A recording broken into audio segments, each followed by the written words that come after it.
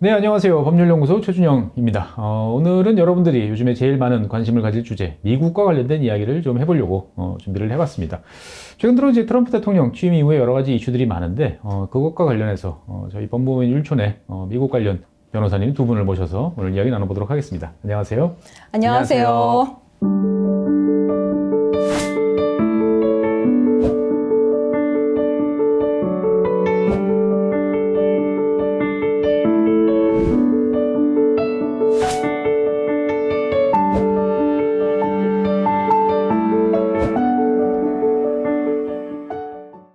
두 분 나와주셨는데 각자 소개 한번 부탁드리겠습니다. 예. 저는 율촌의 안정희 변호사입니다. 국제분쟁팀의 팀장이고요. 또 국제통상 업무를 하고 있고, 또 요즘 특히 미국 관련해서 뭐 외교부라든가 산업부의 자문 업무도 진행하고 있습니다. 요즘에 제일 바쁘실 것 같습니다. 많이 바빠졌습니다. 저는 주로 이제 대미 투자, IRA, 그리고 최근에 트럼프 관세 정책에 대해서 주로 자문을 많이 하고 있습니다. 그리고 저도 이제 외교부 경제안보 외교자문위원 혹은 산업부의 핵심 광물 관련된 자문위원으로도 활동을 하고 있습니다. 어떻게 보면 최근에 이제 율촌에서 제일 바쁘신 두 분을 오늘 모셔서 여러분들과 한번 이야기를 나눠보려고 합니다. 미국 관련 이슈들이 많다 보니까 요즘에 많은 분들이 문의하시죠, 보면은. 네. 예. 저도 질문을 좀 많이 받는데, 사실 두 분한테 공통적으로 좀 드리고 싶은 질문인데, 많은 분들이 제일 궁금하신 사항이 요즘에 미국이 되게 여러 가지 정책들을 막 쏟아내고 있는데, 이게 상당히 모순돼 보이는 것 같기도 하고, 어떨 때 보면 말이 되는 것 같기도 하고. 그러니까 어떻게 보면 트럼프 대통령의 정책들이 명확한 목표와 플랜이 과연 있는 건지, 아니면 이제 개별적인 정책이 막 나오다 보니까 혼란스러운 상황이 되는 건지, 여기에 대해서 어떻게 생각하시는지부터 한 번씩 네. 각각 말씀해 주시면 좋을 것 같아요. 네, 뭐 사실 트럼프 대통령의 마음속에 누가 알겠습니까마는 이제 제가 보기에는 목표는 있는 것 같습니다. 늘 대선 때부터 강조하던 아메리카 퍼스트라는 그 목표를 가지고 그 진행을 하고 있는데, 근데 구체적인 명확한 플랜이 있느냐 하면 사실 그런 플랜은 없는 것 같습니다. 이제 두 가지 면에서 그런 점이 보이는데요. 첫째는 이제 트럼프의 측근 또는 트럼프와 조금 전 과거의 트럼프의 말이 사실 좀 엇박자가 날 때가 많습니다. 어제의 트럼프와 오늘의 트럼프가 좀 다르다. 네. 그래서 뭐 그런 점을 보면 명확한 이제 정해진 플랜이 없는 것 같다는 생각이 들고요. 또 하나는 이제 트럼프가 내놓는 정책들이 트럼프가 내놓은 정책에 대해서 상대 국가가 뭔가 반응을 하면 거기에 대한 반응으로 반격으로 나오는 것들이 또 제법 있거든요. 가령 이제 EU에서 미국에 이제 보복 관세를 매기겠다고 하니까 바로 EU 주류에 대해서 200% 그렇죠. 관세. 와인에 대해서. 이런 식의 그 보복적인 그 좀 즉각적인 대응은 확실히 명확한 플랜은 없구나라는 걸 느끼게 해주는데요. 그러니까 말하자면 저 멀리 목표는 있고 스텝은 그때그때 좀 밟아간다, 이런 느낌으로 저는 받아들이고 있습니다. 아, 더 어려워지는 것 같습니다. 최 변호사님도 동의하시나요? 예, 저는 제가 보기에는 최근의 상황을 관세 전쟁이라고 저는 정의를 많이 하고 있고, 관세 폭탄이라고 또 언론에서도 많이 나오는 것 같습니다.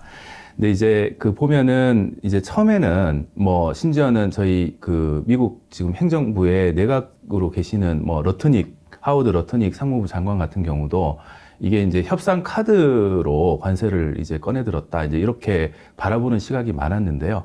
최근에 트럼프의 어떤 관세 관련된 정책을 보면, 물론 이제 부과하겠다고 했다가 번복했다가 유예했다가 이게 오락가락 하는 것처럼 보이지만, 조금 더 이제 안전벨트를 매라, 인플레 우려에도 불구하고 추진을 하겠다, 이제 그런 조금 더 진지한 국면에 이제 접어들지 않았나. 그래서 단순히 협상 카드로 치부하기에는 조금 더 멀리 나간 것 같다, 이제 이렇게 좀 보이는 측면이 상당히 있는 것 같습니다. 일단 장기적인 궁극적인 목표는 있는 것 같고, 또 관세라는 것도 이제 단순한 카드라기보다는 진심인 것 같다, 이 정도로 이제 정리를 해볼 수 있을 것 같은데, 일단 관세부터 이야기를 좀 해보죠. 사실 트럼프 대통령 취임 이전부터 관세에 대해서 제일 아름다운 단어다, 이런 식으로까지 이야기를 많이 해왔는데, 지금 2달 정도 이제 지났죠, 보면은. 2달이 좀 지났는데, 현재까지 트럼프 대통령 관세 부과 동향 한번 좀 정리를 해주시면 좋을 것 같아요.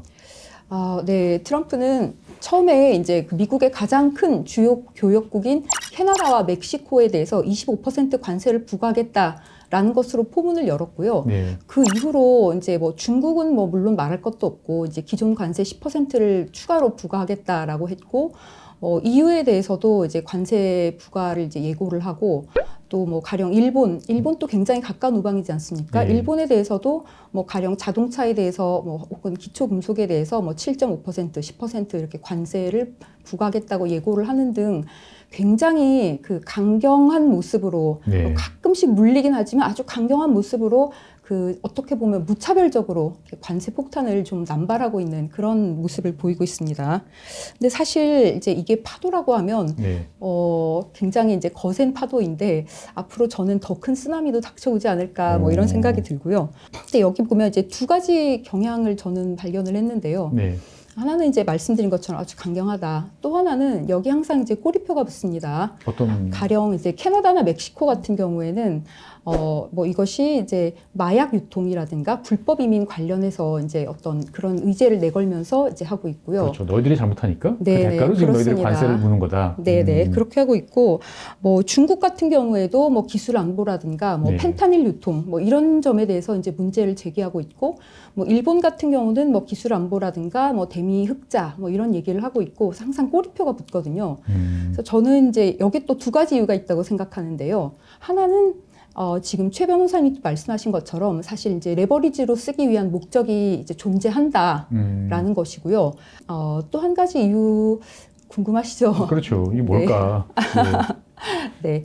혹시 그 미국에서는 대통령이 의회에 뭐 승인 받지 않고 일방적으로 관세를 부과하거나 변경할 수 있다는 거 혹시 알고 계시나요? 이건 잘 모르겠는데요. 원래 다 관세라는 것은 법에 이렇게 딱 정해져 있고 시행령에 따라서 이렇게 만들어 있고 딱 네. 정해지면은 잘 못 바꾸고 그런 거 아닌가요, 보면?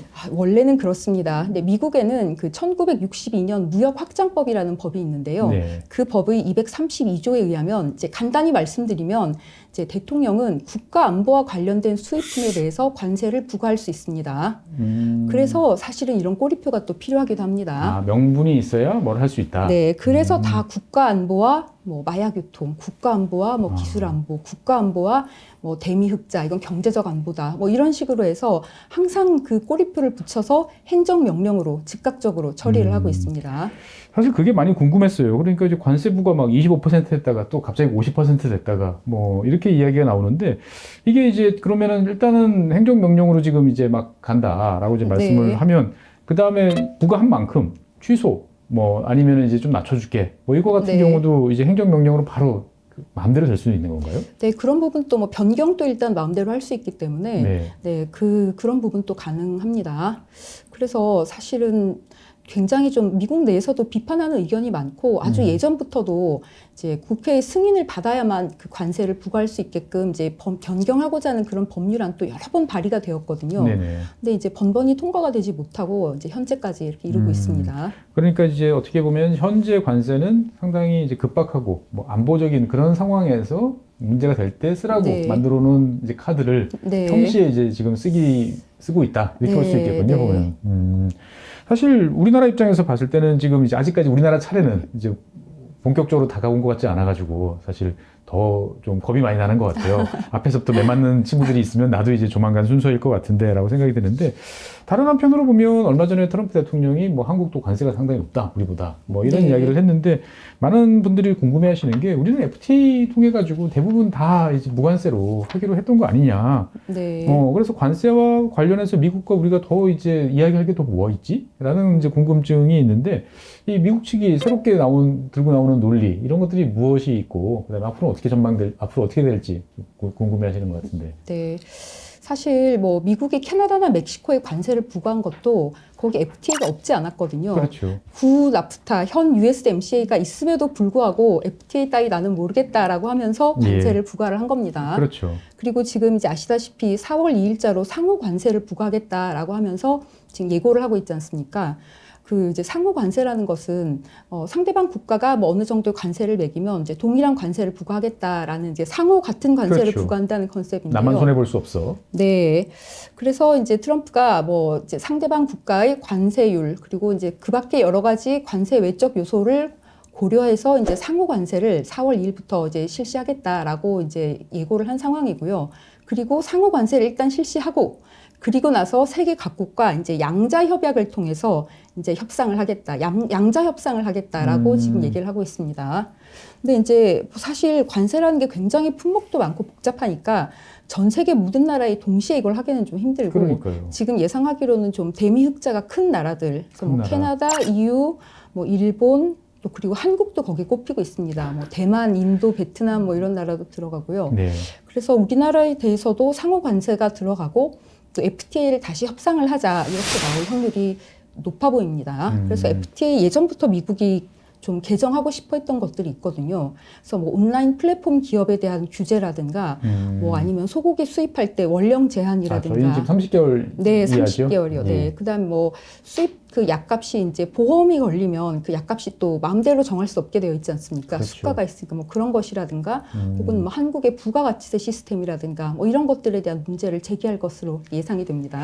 어떻게 보면은 단순히 관세를 넘어서 이제 더 폭넓은 여러 가지 이슈들이 제기된다라고 이제 볼 수가 있는데 사실 그러면은 이제 얼마 전에도 뭐 방금 변호사님께서 말씀해 주셨지만 미국에서 이제 보면은 외국에서는 수출한 물건에 대해서는 당연히 우리나라도 그렇지만 부가세를 환급을 해주지 않습니까? 이제 밖으로 나갔으니까 상관없어라고 그러는데 이거를 또 보조금이라고 또 이야기를 하면서 이게 이제 이 뭔가 여기에 대해서 제재가 필요하다라고 이야기를 했는데 네. 이건 어떤 논리예요?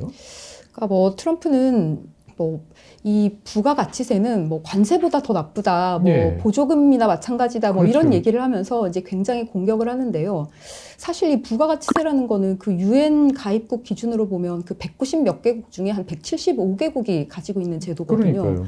이제 미국이 그 예외적인 몇 개 안 되는 나라 중에 하나인데, 네. 그래서 미국에는 이제 주별로 판매세라는 게 있지, 뭐 국가에서 거두는 부가가치세는 없거든요. 그렇죠. 근데 이제 우리나라에서 부가가치세를 이제 그 거두게 되면 이 부가가치세는 뭐 생산부터 시작해서 유통, 이제 최종 판매까지 그 각 단계별로 이제 부가가치에 대해서 세금을 매기지 세금이 않습니까? 나오죠. 네. 그러니까 가령 제가 이제 뭐 100원으로 밀가루를 사서 빵을 만들어서 300원에 팔면 이제 그 200원에 대해서 그렇죠. 차익을 10%. 네, 예. 10%를 매기는데, 근데 좀 더 이제 이걸 파고 들어가면 사실 300원을 매기고 그리고 100원은 재료비니까 100원에 대한 거는 빼주는 그런 식으로 진행이 되거든요. 그렇죠. 근데 우리가 해외에서 물건을 만약에 수입한다, 300원짜리 물건을 수입했다라고 하면 사실은 그 원가를 해외에서 생산한 그 업체에 부가가치세를 매길 수가 없습니다. 현실적으로 불가능하고, 그래서 사실은 수입업자에 대해서 그 수입한 금액 이제 전액에 대해서 부가가치세를 이제 부과하게 되고요.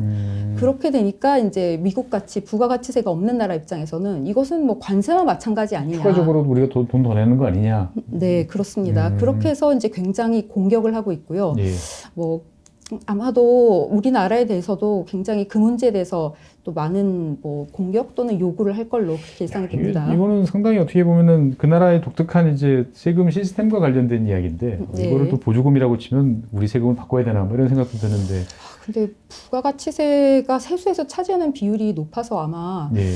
이것을 뭐 폐지하거나 할 수 있는 나라는 거의 거의 없지 없죠. 않을까. 우리나라 같은 경우도 생각됩니다. 이제 그 소득세, 법인세 다음에 이제 세 번째 세금으로 알고 있는데 이거를 건들기는 어려울 것 같은데 자관 상황을 좀 지켜봐야 될 것 같은데. 그리고 여기에 이제 또 대해서는, 하나 예. 이제 뭐 그 하나 언급을 더 말씀을 드리면 그 트럼프 행정부가 비상호주의적인 어떤 무역 관계로 부가세도 언급을 했고요. 그리고 이제 EU 국가들 그리고 캐나다에서 시행되고 있는 우리 디지털세, 디지털세. 예, 그 예. 온라인 플랫폼 기업에 대한 그 디지털세도 그 비상호주의적 어떤 무역 관세다. 이제 그렇게 지금 언급을 하고 있고, 곧 예. 그런 부분들도 다 상호 관세 대상에 해당이 된다라고 해서 지금 조사가 진행이 되고 있습니다. 그래서 4월 1일 날 이제 조사 결과를 보고 이제 구제 조치를 이제 발표를 하겠다. 이제 이런 입장이고, 우리 산업부 저희 장관님께서도 이제 이런 부분에 대한 오해를 해소하기 위해서 이제 설명을 하러 저희 그 브뤼셀에서 열린 그 양자간 저희 회의에도 참석을 하신 걸로 알고 있습니다.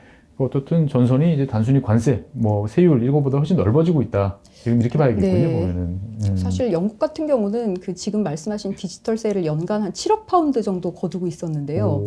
네, 이제 포기하겠다, 철폐하겠다, 지금 이렇게 약간 좀 후퇴하는 그런 모습을 보이고 있습니다. 뭐 그 정도 세수는 자관 우리가 손실을 보더라도 미국과의 관계를 잘 가져가는 게 네, 중요하다. 그런 생각인 듯합니다. 야, 우리는 어떻게 해야 되나? 이게 참 고민이 많이 되는데 사실 또 하나 이제 많은 분들이 이제 궁금해하시는 거는 사실 지난 4년 동안 바이든 행정부 시절에 우리나라 기업들 미국이 엄청나게 투자를 이제 많이 했고 사실 투자를 많이 했던 가장 큰 이유가 뭐 IRA라든지 뭐 칩스라든지 뭐 이런 이제 여러 가지 보조금과 관련된 이왕 미국에서 물건을 팔 거면 미국에서 보조금 받으면서 좀 사업하는 게 대접받고 좋겠다라고 해서 갔는데 이 법률들 트럼프 대통령이 취임하기 전부터 우리 다 폐지할 거야 라고 계속 주장을 해왔는데 현재 지금 어떤 상황인가요? 네, 그 트럼프 대통령 같은 경우는 그 무역 수지 적자를 해소를 해서 그 지금 재정 적자를 굉장히 좀 축소를 해야 된다 이런 생각을 많이 하고 있고요. 이제 그런 관점에서 이제 관세를 통해서 단순히 협상 카드가 아니라 실제로 재정 수입을 확대를 해야 된다. 이제 이런 그 생각을 갖고 있는 것 같습니다. 최근의 상황을 보면 더 이제 그런 부분들이 단순 협상 카드가 아니다. 이런 이제 입장들이 더 드러나고 있는데요. 그런 부분들이 실제로 이제 나타나고 있는 게 이제 반도체 과학법 칩스 액트에 따른 보조금 요거를 이제 지금 재원으로 지금 책정이 된 게 약 527억 달러 정도 됩니다. 그거를 이제 뭐 TSMC나 삼성전자나 이런 회사들이 그렇죠. 나눠서 가져가는 거죠. 그래서 그거를 이제 그 폐지를 하고 네. 그 재원으로 그 부채 감소를 하기 위해서 그 부채 감소하는 재원으로 좀 활용을 하자. 이게 이렇게 논의가 되고 있고 그래서 이제 우리 한국 기업 입장에서 보면 우리 그 삼성 그 전자 같은 경우는 그 텍사스 테일러시에 지금 첨단 반도체 공장을 짓고 네. 그거에 따라서 이제 저희 47.5억 불을 받기로 지금 약속이 되어 있는 상황이고 하이닉스 같은 경우도 한 4.6억 불 정도를 지금 받는 걸로 약속이 되어 있는 상황입니다.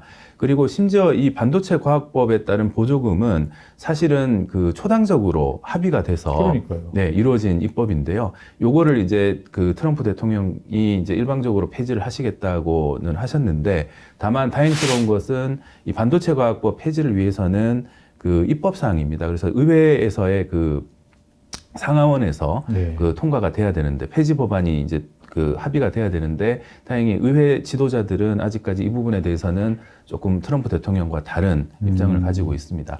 그리고 이제 IRA가 또 하나의 문제인데요. 그렇죠. IRA 같은 경우는 뭐 트럼프 대통령이 녹색 사기다라고 하면서 이제 그 명시적으로 뭐 특히 그 두 가지가 이제 한국 기업 입장에서는 두 가지가 중요한 이제 이슈인데 첫 번째가 이제 그 소비자에 대한 저희 7,500불 합계 7,500불을 그 세액공제 혜택을 주는 그 전기차 보조금이 하나가 있고 그 다음에 이제 첨단 제조 세액공제 45X라는 게 있습니다. 그 중에 특히 그 소비자에 대한 7,500불 그 전기차 보조금이 조금 더 폐지 가능성이 좀 더 높게 점쳐지고 있는 상황입니다.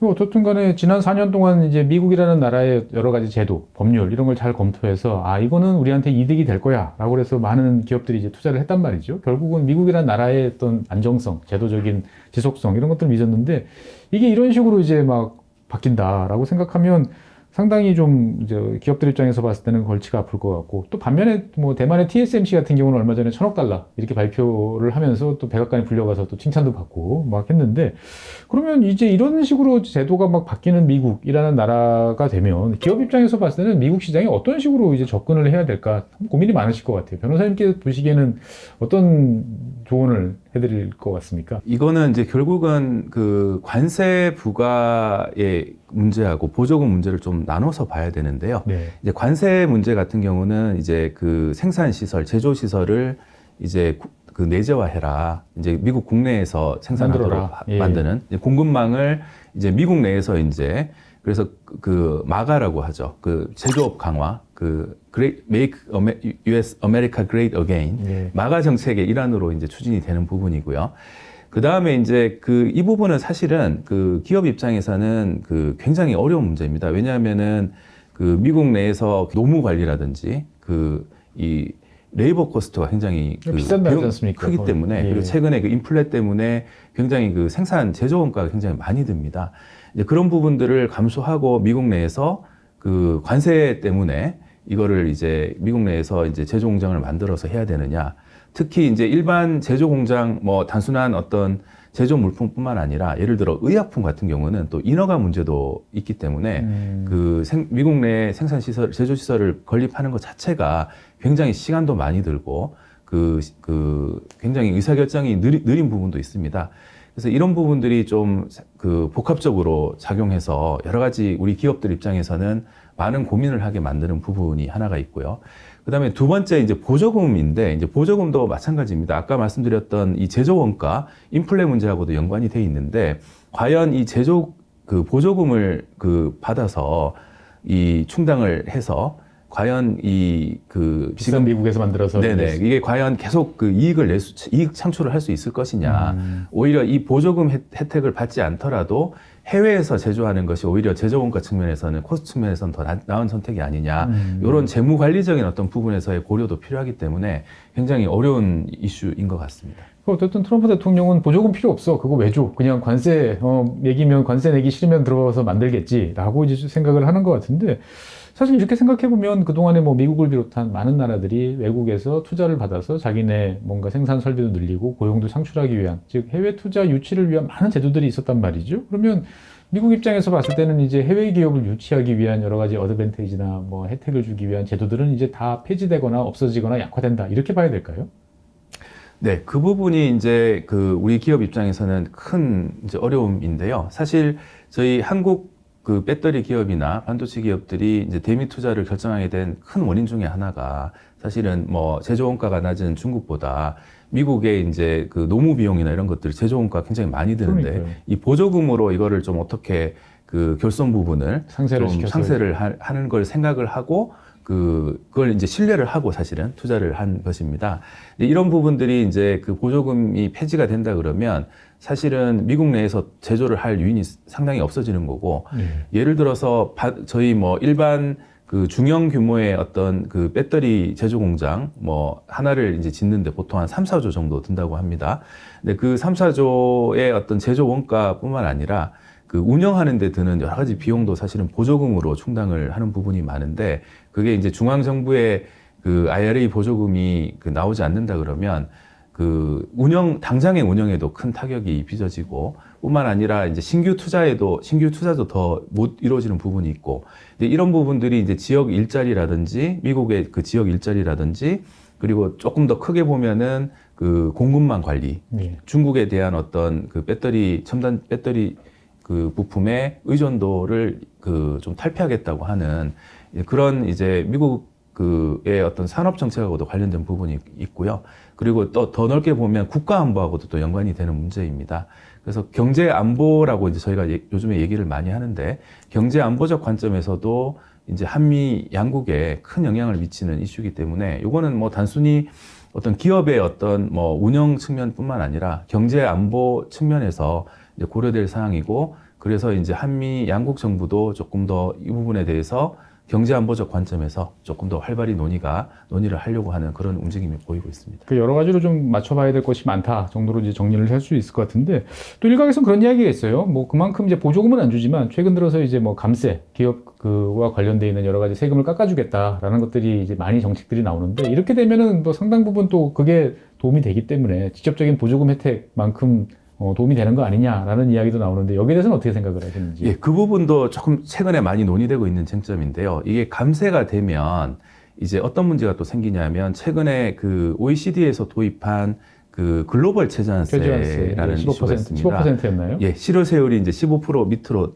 그 떨어지게 되면 그러면 이제 최종 모의사 소재지국에서 그 15%와 그 실효세율의 그 차액만큼을 또 과세를 할 수 있는 예, 그런 메커니즘이 그 사실은 2021년 10월에 그 OECD 그 137개국이 서명을 했고 지금은 이제 146개국이 됐습니다만 그 포괄협의체라는 데서 이제 합의가 됐습니다. 그래서 실제 이제 많은 국가들이 EU와 한국, 일본을 비롯한 많은 국가들이 입법을 해서 우리 한국 같은 경우는 24년부터 실제로 시행이 되고 있습니다. 네네. 그래서 이런 감세 정책이 사실은 이 OECD의 글로벌 그 최저한세하고 좀 약간 컨플릭이 있어가지고 이런 감세 정책으로 인한 어떤 미국 그 세금의 어떤 그 감세 혜택이 사실은 한국 정부에서 사실은 그 차액만큼을 이제 걷어가는 그런 문제가 생겨서 우리 기업 입장에서는 사실은 그 감세로 인한 혜택을 온전히 못 받게 되는 그런 문제도 또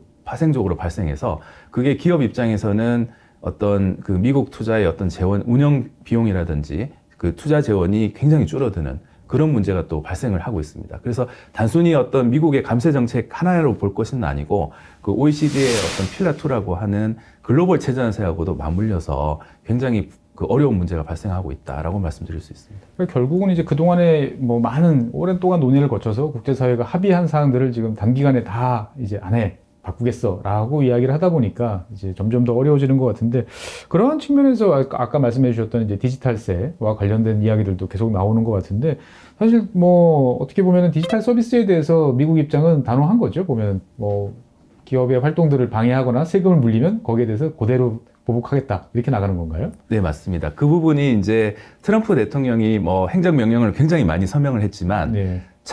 취임 첫날 이제 서명한 것 중에 그 OECD 텍스딜 관련된 그 각서가 있습니다. 지침이 있습니다. 메모랜덤이라고 하는데요. 그 대통령 그 령 중에 하나입니다. 그게 이제 어떤 취지냐면은 그 아까 말씀드렸던 그 필라 1, 필라 2 관련해서 그 OECD에서 이제 미국이 포괄 협의체에 참여해서 그 필라 1, 필라 2를 그 이행 체계에 합의하겠다는 그런 모든 합의에 대해서 미국 내에서는 효력이 없고 그 더 이상 시행하지 않겠다라는 게 이제 그 OECD 텍스딜 관련된 각서입니다. 예. 그래서 이제 사실은 방금 말씀하신 디지털세나 그 글로벌 최저한세나 모두 다 미국도 그 당사자로서 시행하겠다고 입법을 하겠다고 사실은 그 그린북이라고 하는 세법 개정안에 올라가 있는데 이제 공화당이 반대해서 이제 민주당에서 이제 입법을 못했던 건데 이 부분들이 사실은 다 그 무효 선언이 됐습니다. 그래서 사실은 그 미국 그 OECD 대표부에도 직접 그 통보를 해서 그 미국의 그 기존에 합의했던 내용들이 미국 내에서는 효력이 없고 더 이상 논의하지 않겠다라고 하는 그 통보를 이 OECD 텍스틸 각서의 이행으로 하게 됐습니다. 어떻게 보면은 지금 이제 두 분 말씀 쭉 듣다 보니까 미국이라는 나라가 그동안에 이제 뭐 자국 내에서든 해외에서든 약속을 했던 많은 것들이 이제 그거 무효임 뭐 이런 식으로 선언하고 이제 새롭게 뭔가를 해보려고 이제 하는 상황인 것 같은데 이게 과연 이제 앞으로 어떤 식으로 갈지에 대해서 많은 분들이 궁금해 하시는 것 같아요. 그래서 두 분께서 각각 이제 미국 앞으로 어떤 식으로 이제 갈 것 같다. 뭐 너무 먼 이야기는 아무래도 어려울 것 같으니까 2025년 어떤 일이 앞으로 이제 더 벌어질 것인지에 대해서 한번 말씀해 주시면 좋을 것 같아요. 저는 뭐 트럼프가 일단은 지금 하고 있는 대로 강경하게 나갈 것 같고요. 네. 뭐 예고했던 뭐 상호 관세라든가 이런 부분을 이제 강하게 밀어붙이면서 이제 지금 취임 초기지 않습니까? 그러니까 네. 내가 이제 뭔가를 하고 있다, 뭔가를 바꾸고 있다 이런 걸 보여주려고 노력을 할 것 같습니다. 근데 이제 이게 언제까지 계속될 것인가? 근데 사실 이제 또 내년에 그 중간 선거가 있지 않습니까? 근데 뭐 물론 아무도 알 수 없는 것이니까 제가 이제 그냥 저의 주관적 생각을 말해보자면 저는 중간 선거에서 트럼프가 질 것 같거든요. 그렇게 되면 좀 추진력을 잃지 않을까. 중간 선거를 앞두고 또 여러 가지 이슈가 될 만한 것들을 막 많이 내놓을 것 같은데 그것을 이제 마지막으로 장렬하게 산화하고 이제 동력을 잃지 않을까라는 것이 저의 그냥 주관적인 예측입니다. 계속 이제 강경 모드로 나가기에는 한계가 있을 것이다. 왜냐하면 이렇게 가면 사실은 미국도 인플레가 심해지고 네. 미국 경제도 좀 침체가 될 수밖에 없고 실제로 그렇죠. 미국에서 뭐 철강 수입업자나 이런 그런 협회에서 굉장히 불만이 많거든요. 당장 25% 원가 상승 요인이 생겼으니까요. 네.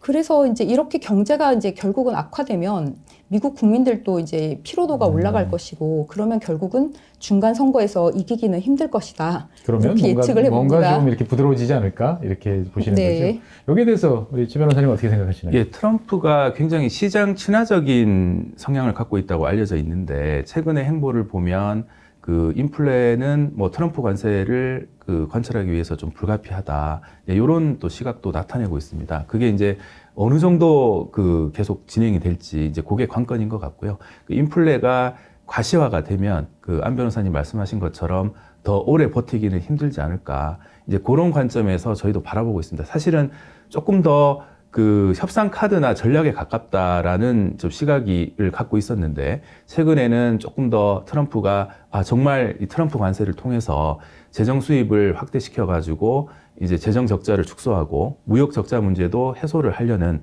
그런 의지가 생각보다 강하다라는 게 이제 현재 시점에서의 저희 분석이고 그래서 이제 우리 기업들한테도 단순히 협상 카드로 이제 그 버티기를 통해서 그런 좀 그런 압박을 이제 견디기보다는 조금 더 장기적으로 좀 봐야 될 수도 있다. 이제 그렇게 저희가 이제 조언을 하고 있고 이제 그런 시각들이 좀 더 많아지고 있습니다. 다만 결론적으로는 결국은 경제 문제이지 않겠습니까? 결국은 뭐 바이든도 이제 정권이 재창출을 못한 이유도 사실은 인플레가 이제 가장 컸던 걸로 살림살이 나아지셨습니까?가 안 되기 맞습니다. 때문에. 그래서 이제 결국은 이 관세 부과를 통해서 인플레가 좀 더 확대가 되면 심화가 되면 더 버티기가 어렵지 않겠느냐. 이제 다만 생각보다는 트럼프 관세를 관철하려는 의지와 어떤 노력들이 좀 가시화되고 있어서 상호 관세 물론 4월 2일 날 발표되는 걸 봐야겠습니다만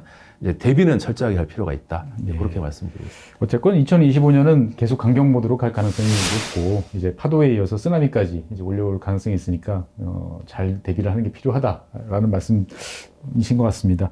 어떻든 간에 기업 입장에서 봤을 때는 야 이거 정말 어떻게 해야 돼라는 이제 두려움이 되게 커지고 있는데 두 분께 도움을 청하면 어떤 식으로 이제 도움을 드릴 수 있을지 이거에 대해서도 잠깐 말씀해 주시면 좋을 것 같아요. 물론 뭐 기업의 상황에 따라서 이제 당연히 케바케겠지만 네. 저는 조금 더 장기적으로 보시라라고 말씀드리고 싶습니다.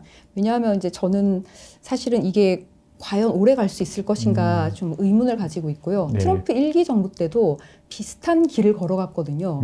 그 길을 조금 더 빠르게 걷고 있는 것이 아닌가 저는 그런 생각이 올해만 듭니다. 어떻게든 잘 버티자. 네, 그때도 이제 중간 선거에서 지고 사실 또 많은 부분 동력을 잃었었거든요. 예. 근데 이번에도 비슷하게 가지 않을까, 비슷하게 하지 않을까. 예측하고 있습니다. 최 변호사님께서는 그렇다면 뭐, 어떻게 생각하십니까? 예, 저는 이제 업종별로 네. 예를 들어 철강 업종, 뭐 의약품 업종, 그다음에 반도체 업종, 배터리 업종, 저희 주력 수출 부품 수출 산업을 이제 말씀드린 건데요. 그 업종별로 좀 대응 전략이 다를 수 있다고 생각합니다. 경우에 따라서는 뭐 EU라든지 아니면은 우리 같은 수출 품목을 공유하고 있는 일본이라든지 이런 국가들과 이제 공조를 하는 방안도 생각을 할 수가 있는 거고, 그리고 이제 미국 지역 사회의 여론이 중요한 예를 들어 의약품 산업이다. 환자의 어떤 고통이나 쇼티지가 예상이 되는 약가가 이제 공급가가 올라가게 되면 이제 그런 부분들은 미국 지역 사회하고도 좀 논의를 해야 되고, 그리고 우리 배터리 기업들 같은 경우는 실제로 7개 주에 우리 배터리 3사가 진출해서 굉장히 양질의 일자리를 창출하고 있습니다. 그런 어떤 풀뿌리, 그래스 루트라고 하는 그런 풀뿌리 지역 사회의 어떤 여론이나 그런 저희가 기여하고 있는 부분, 이런 부분들도 이제 어필을 해서 대응을 해나가야 되지 않느냐, 이제 그렇게 생각을 하고 있습니다. 지금 뭐 여러 가지 다변화에 대해서 말씀하셨는데 저는 사실 지금 이 아세안 국가에 좀 주목을 해야 될 때라고 생각합니다. 미국 대신 오히려 아세안으로. 네, 일단 뭐 시장으로서도 그렇고요. 네. 또 협력 대상으로서도 그렇습니다. 굉장히 우리랑 비슷한 입장에 처해 있는 게 네. 그쪽도 대미 흑자가 굉장히 많아서 베트남을 비롯한. 예. 네, 뭐 베트남이 이제 대표적이지만 그래서 우리랑 어떻게 보면 굉장히 비슷한 입장에 있거든요. 그래서 저는 협력 대상으로서 또 지금 성장하고 있는 시장으로서 아세안에 주목해야 된다고 생각합니다. 어떻게 보면은 이제 그동안에 이제 중국 대신 미국이다. 그래서 이제 몇 년 사이 미국으로 한참 뭔가 쏠림 현상이 강했는데 이제 다시 또 좀 균형을 잡아볼 필요가 있다. 네. 정도로 이제 정리를 해볼 수 있겠군요. 네. 네, 어쨌든 오늘 두 분 모셔서 최근에 점점 파도가 높아지고 있는 미국으로부터의 관세, 그다음에 여러 가지 압력에 대해서 이야기를 나눠봤습니다. 말씀드린 것처럼 이제 미국이 우리나라의 최대 교역국으로 이제 부상을 했고 많은 것들이 변화했는데 또 순식간에 다시 또 바뀌는 상황, 여러 가지로 혼란스러운 상황일 것 같은데 이러할 때 막막하실 때마다 저희 법무부인 율촌의 미국 전문가 두 분 이외에 또 많은 분들이 계시기 때문에 연락 주시면 잘 응대해드리고 같이 대응책을 모색하지 않을까 싶습니다. 맞죠?